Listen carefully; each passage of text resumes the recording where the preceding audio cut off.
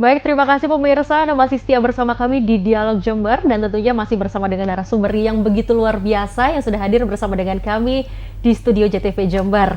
Baik Gus, kita akan kembali lagi. Ini di segmen ini kita membahas sesuatu yang lebih menarik sepertinya ya, karena tadi saya sudah sempat melihat-lihat dan juga mengintip apa saja sih yang karya yang dihasilkan oleh para santri tersebut. Ternyata memang betul sekali. Dari soft skill, kemudian teman-teman santri ini bisa menghasilkan sesuatu yang begitu luar biasa. Dihasilkanlah yakni Jeep Mini. Betul begitu? Betul. Masya Allah, tabarakallah. Ini luar biasa sekali Gus ya. Bagaimana Gus, teman-teman santri ini kemudian bisa punya ide, bisa menciptakan, dan juga bisa membagi waktu antara sekolah, mengaji, dan juga fokus untuk menghasilkan sesuatu yang bisa memberikan harum untuk pondok pesantren itu sendiri. Terima kasih ya. Awal itu setelah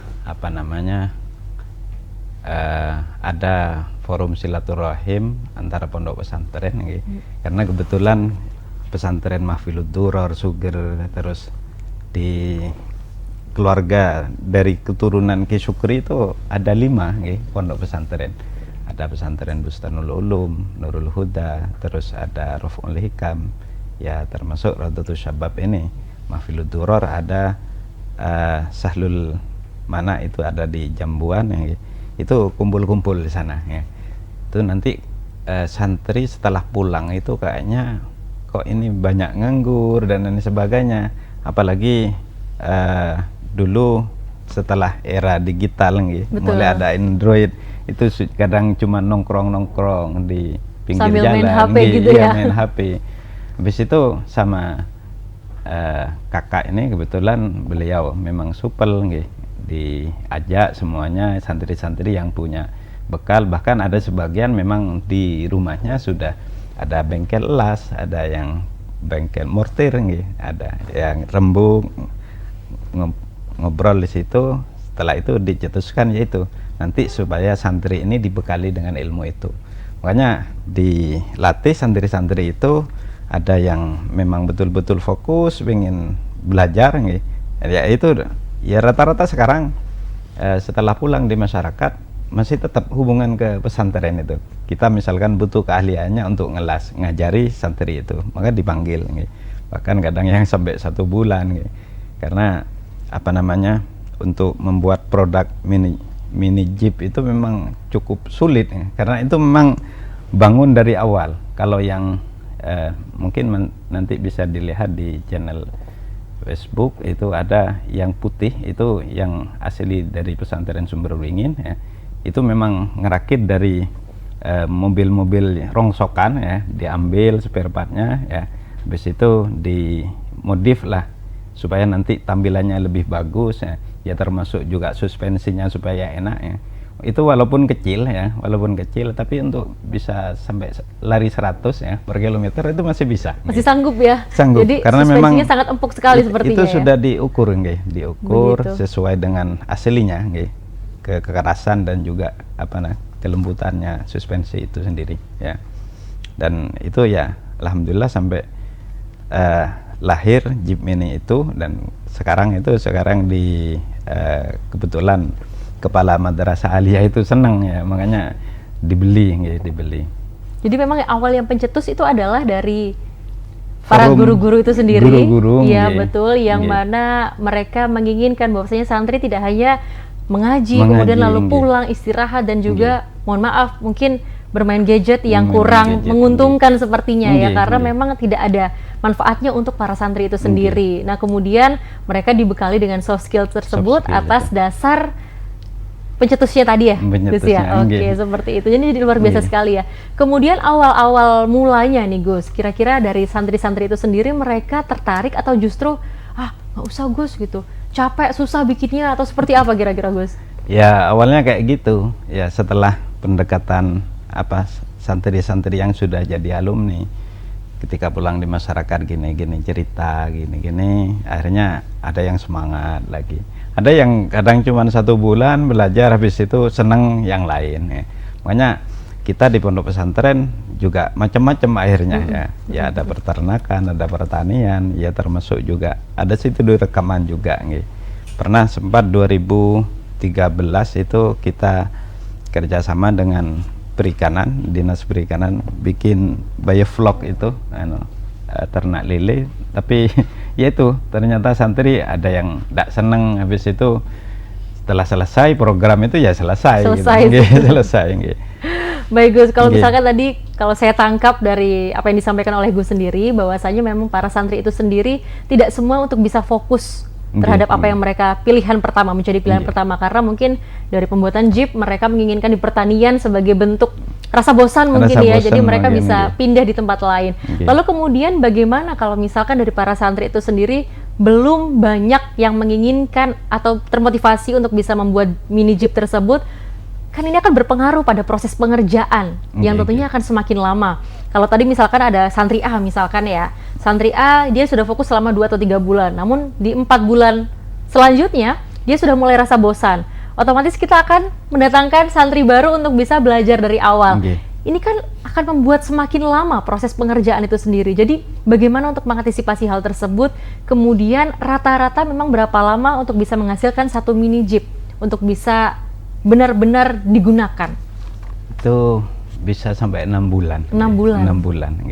Itu pun kalau misalkan ada pesanan, memang kita antisipasi dulu, karena kadang kan sukanya ya seperti awal itu masih pakai mesinnya, engine-nya mini cap 55 itu mini. Yang sekarang banyak itu menggunakan Chery, Suzuki Chery 1000 mesin yang lain asalnya itu muat itu bisa itu, karena kalau santri sendiri memang terbatas itu hari libur, hari Selasa sama hari Jumat kalau selebihnya itu kan setelah ngaji, setelah sekolah baru ada kegiatan, itu mungkin sore antara sekitar 2 jam 3 jam 3 jam ya. Kadang ada santri itu mungkin daripada malam itu nggak bisa tidur, kita fasilitasi itu, daripada cuman apa namanya main-main ya, kadang malam sampai jam 12 kadang setelah ngaji malam itu mengerjakan. Masih ada kegiatan itu ada kegiatan untuk bisa melanjutkan ya. Memang ada sebagian fokus, ada tidak fokus, makanya untuk antisipasi itu kalau misalkan kita ngerjakan itu santri yang sudah pulang ke masyarakat kita tetap panggil untuk ngajari karena memang untuk pengerjaan itu kalau misalkan masih belajar kita kalau misalkan 1 tahun 2 tahun masih belum bisa dengan hasil yang persis dengan produk aslinya, itu memang sulit memang sulit. Makanya itu tantangan ke kita nanti, bagaimana bisa misalkan ada orderan dari luar itu bisa selesai sesuai dengan jadwal. Kita memang tujuan awal itu bukan untuk ke produk apa namanya itu, tapi karena memang mengajari santri supaya ada bekal keilmuan. Betul seperti itu. Baik. Tadi kan udah berbicara tentang menjual ya Gus ya. Boleh nggak sih dibocorin berapa harga penjualan untuk mobil mini jeep itu sendiri, satu mobilnya sendiri sampai berapa kira-kira? Itu. Ini kalau boleh mendengar ya kita ya.